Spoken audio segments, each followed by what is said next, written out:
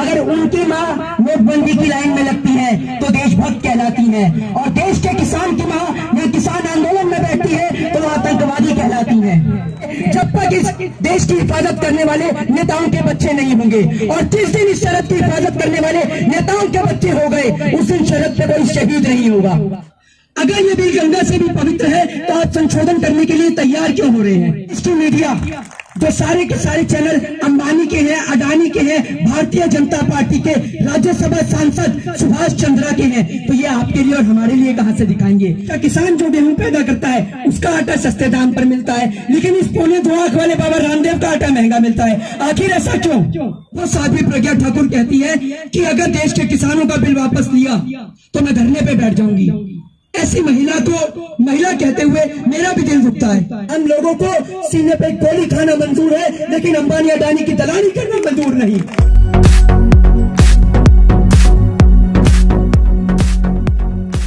फूलों से उसका स्वागत किया जाना चाहिए था, तो वो देश का किसान मजबूर, लाचार और असहाय होकर सड़कों पर बैठा हुआ है, लेकिन कोई देश की सरकार इनकी ओर ध्यान केंद्रित करने वाली नहीं है। देश के साहब को देखिए, एक और अगर उनकी माँ नोटबंदी की लाइन में लगती है तो देशभक्त कहलाती है, और देश के किसान की माँ या किसान आंदोलन में बैठती है तो वो आतंकवादी कहलाती है। ये कहाँ का न्याय है साहब, और कहाँ से पढ़कर आए हैं आप ऐसा न्याय? आज देश का किसान यहाँ मजबूर, लाचार और असहाय बैठा है, और उसको संबोधित किया जाता है तो आतंकवादी के नाम से, टेररिस्ट के नाम से। मैं आपसे पूछना चाहता हूँ देश की सरकार से कि क्या जिसका बेटा सरहद पर देश की खातिर शहीद हो जाता है, क्या उसका पिता कभी आतंकवादी हो सकता है? क्या उसका पिता कभी आतंकवादी हो सकता है? क्या ये हाल जब तक चलता रहेगा, सरहदों पर जब जब माँ के लाल शहीद होंगे, जब तक इस देश की हिफाजत करने वाले नेताओं के बच्चे नहीं होंगे, और जिस दिन इस सरहद की हिफाजत करने वाले नेताओं के बच्चे हो गए उस दिन सरहद पे कोई शहीद नहीं होगा। एक और सरहद पर हमारे देश के जवान सीने पे एक गोली खाते हैं, और देश के प्रधानमंत्री जी उन्हीं के यहाँ जाकर बिरयानी खाते हैं। तो ऐसा दोहरा चरित्र क्यों? वो है देश के असली आतंकवादी जो कभी हिंदू के नाम पे, मुस्लिम के नाम पर, कभी मंदिर और मस्जिद के नाम पर इस देश के अंदर दंगे कराते हैं। वो है देश के आतंकवादी। और वो लोग जो देश के किसान को आतंकवादी बता रहे हैं, टेररिस्ट बता रहे हैं, अरे आप लोगों का फर्ज है कि हर एक घर से हर एक व्यक्ति, एक एक व्यक्ति को कम से कम इन किसानों के साथ कंधे से कंधा मिलाकर चलने वाला होना चाहिए, क्योंकि अगर ये देश का किसान नहीं रहेगा तो आप और हम नहीं रहेंगे। ये अगर देश का किसान नहीं होगा तो बिना किसी बाढ़ के, बिना किसी सुनामी के, बिना किसी प्राकृतिक आपदा के ये देश भूखमरी से जूझेगा। इस देश में भूखमरी छा जाएगी, और इस देश को कोई अंबानी, कोई अडानी रोटी खिलाने वाला नहीं होगा। आज आप लोग समझिए कि जब आप और हम गंगा जी से, जमुना जी से 1 लोटा का 1000 बाल्टी भी पानी भरते हैं तो कोई हमसे पैसे नहीं मांगता। मांगता है क्या? नहीं मांगता ना। तो आप सोचिए, फ्री में मिलने वाला पानी जब इन मल्टीनेशनल कंपनी की नजर में आया तो ये इसको 10 रुपए लीटर, 20 रुपए लीटर बेचने लग गए किले और बिस्तरी के जरिए। अब सोचिए, जब किसानों की मंडियां इनके हाथ लगेंगी तो जो आलू आपको और मुझे 10 रुपए किलो, 20 रुपए किलो मिल जाता है, वही आलू 200 रुपए किलो, 300 रुपए किलो मिलेगा, और आपको और मुझे मजबूरी में खरीदना पड़ेगा, क्योंकि आपको अपना और अपने परिवार का पेट भरना है। देश का किसान वो होता है जिसके घर की छत भले ही टपके, जिसका घर भले ही छोटा हो लेकिन दिल बहुत बड़ा होता है। ये वो देश का किसान होता है जिसकी घर की छत से पानी टपके तो वो देख सकता है, लेकिन वो ईश्वर से हमेशा दुआ करता है कि ईश्वर मेरे खेत के अंदर बारिश होनी चाहिए, क्योंकि मेरे घर की छत टपकेगी तो देखी जाएगी, लेकिन मेरे देश के लोग भूखे नहीं मरने चाहिए, मेरे देश के लोग भूखे नहीं मरने चाहिए। वो है ये देश का किसान। लेकिन गलती तो भाइयों आपसे और हमसे ही हुई है, क्योंकि देश की हिफाजत करने के लिए हमने एक ऐसे व्यक्ति को चुन लिया है जो ना पढ़ा लिखा है ना समझदार है, क्योंकि पीने के बाद तो बेवड़ा भी लंबी लंबी बातें करता है, ये तो आप भी जानते हैं और मैं भी जानता हूं। आज वो इस देश के नेता जिन्हें चुना गया था आपके लिए, हमारे लिए, देश के विकास के लिए, दूसरी ओर देश के प्रधानमंत्री कहते हैं कि यह बिल गंगा से भी पवित्र है। अगर ये बिल गंगा से भी पवित्र है तो आप संशोधन करने के लिए तैयार क्यों हो रहे हैं?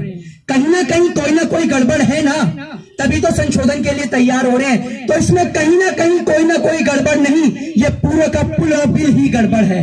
और आपको एक बात बता दूं कि जितना बरेली के बाजार का झुमका नहीं गिरा, मोदी सरकार के राज में इस मीडिया का स्तर गिर चुका है। आज देश की मीडिया जो सारे के सारे चैनल अंबानी के हैं, अडानी के हैं, भारतीय जनता पार्टी के राज्यसभा सांसद सुभाष चंद्रा के हैं, तो ये आपके लिए और हमारे लिए कहां से दिखाएंगे?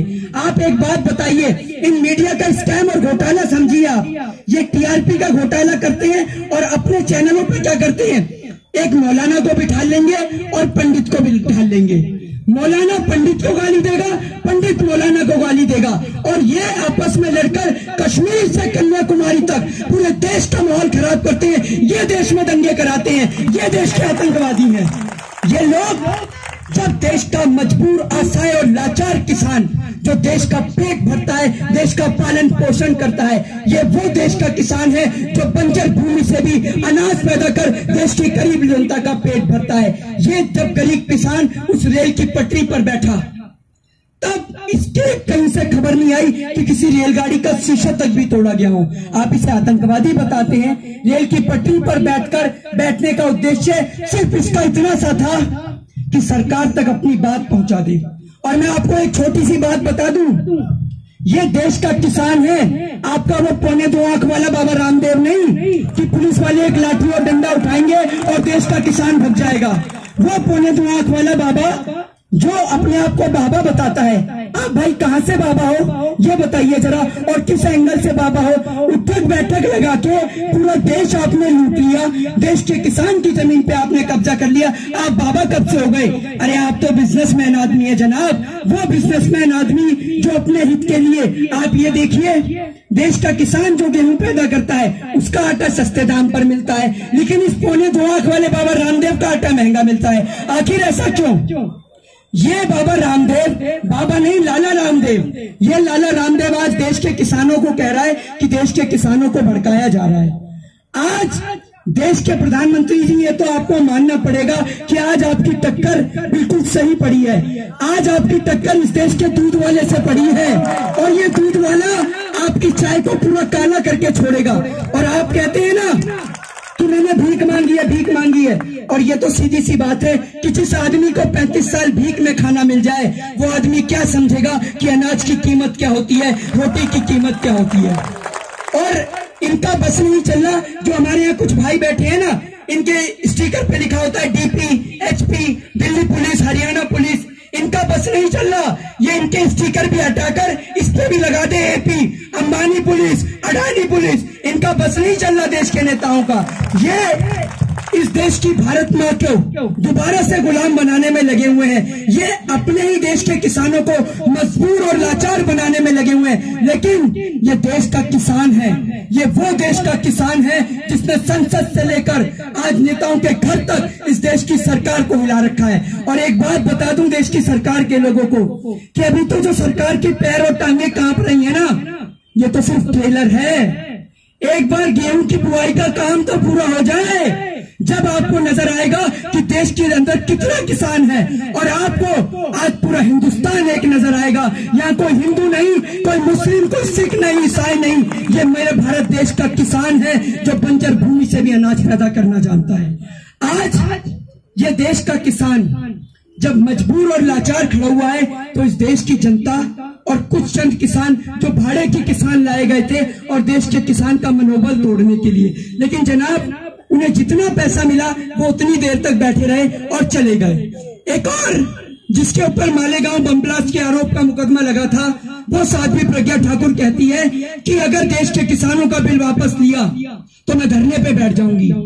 ऐसी महिला को महिला कहते हुए मेरा भी दिल रुकता है, क्योंकि हमारे देश में महिलाओं का विशेष सम्मान किया जाता है। लेकिन वो महिला जब एक बहन के साथ में बलात्कार करता है, इन्हीं की पार्टी का एमएलए कुलदीप सिंह सेंगर, तो ये नहीं बोलती। लेकिन आज जब देश के किसान के साथ इन्हें कंधे से कंधा मिलाकर चलना था, तो ये देश के किसान के विरोध में खड़े हैं। और देश की सरकार से सिर्फ मांग इन देश के किसान की इतनी सी है, कोई भीख नहीं मांग रहे देश की सरकार से कि हमें भीख दे दो।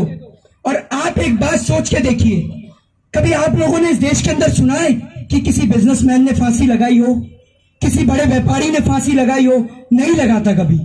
फांसी लगाने वाला इस देश का किसान ही लगाता है।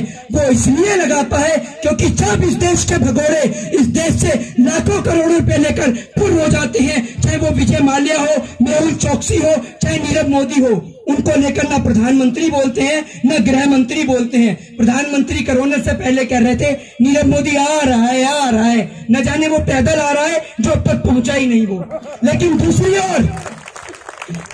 दूसरी ओर देश का किसान बैंक से 10,000 15,000 रुपए उधार क्या ले ले, बैंक वाले उसके घर पे आ जाते हैं, उसकी जमीन पे कब्जा कर लेते हैं, और जिस कारण देश का किसान डिप्रेशन में आकर आत्महत्या कर लेता है। यह है देश के किसान की आत्महत्या करने का कारण।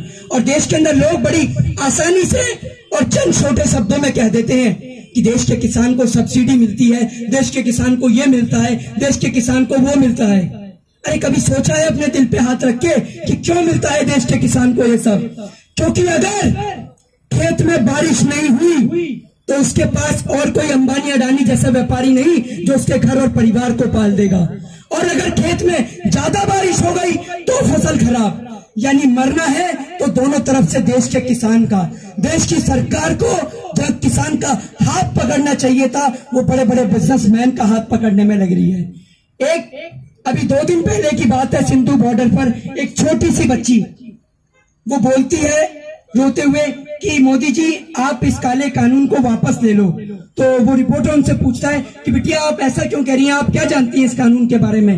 तो वो बच्ची कहती है कि मैं ज्यादा कुछ तो नहीं जानती इस कानून के बारे में, बस इतना जरूर जानती हूँ कि मेरे पिताजी के अलावा इस खेत के अलावा उनका कोई और सहारा नहीं है। जब वो फसल बेचते हैं तब हमारे घर का खर्चा चलता है, तब मेरे तन पे कपड़े आते हैं और तब मेरे स्कूल की फीस आती है। अगर मेरे हाथ से ये खेत चला गया मेरे पिताजी के हाथ से तो वो बेसहारा हो जाएंगे, असहाय हो जाएंगे, लाचार हो जाएंगे। तो आज आप ये देखिए कि एक और ये आपके लिए और इस देश के लोगों के लिए, खासकर हम जैसे नौजवानों के लिए तो डूब मरने वाली बात है कि हमारे 95 साल के बुजुर्ग और छोटे छोटे बच्चे आज यहाँ इस आंदोलन में आए हुए हैं, लेकिन इस देश की सरकार बिल्कुल भी होश नहीं ले रही। एक और वो लोग जानते हैं इस मिट्टी की कदर जिन्होंने अपने आप को गोली मार ली, क्योंकि वो जानते हैं बड़ी ही मुश्किलों के साथ इस भारत देश को आजाद कराया गया था। न जाने कितनी ही माताओं बहनों ने अपने बेटों को न्यौछावर कर दिया इस भारत देश के खातिर। और लेकिन इस देश के लोग जो चंद व्यापारियों के खातिर, अंबानी और अडानी के खातिर इस देश को दोबारा गुलाम बनाना चाहते हैं, उन देश के उन लोगों के हाथ में कभी ये देश नहीं आएगा। हम लोगों को सीने पे गोली खाना मंजूर है, लेकिन अंबानी अडानी की दलाली करना मंजूर नहीं। और मैं आपको एक बात बता दूं, मेरी उम्र भले ही छोटी है, लेकिन ये मेरे लिए खुशनसीबी होगी कि सीना देश के किसान के काम आएगा, उसके लिए गोली खाने के काम आएगा। तो सबसे पहले सीना इस देश के नौजवान का होगा। जय हिंद, जय भारत।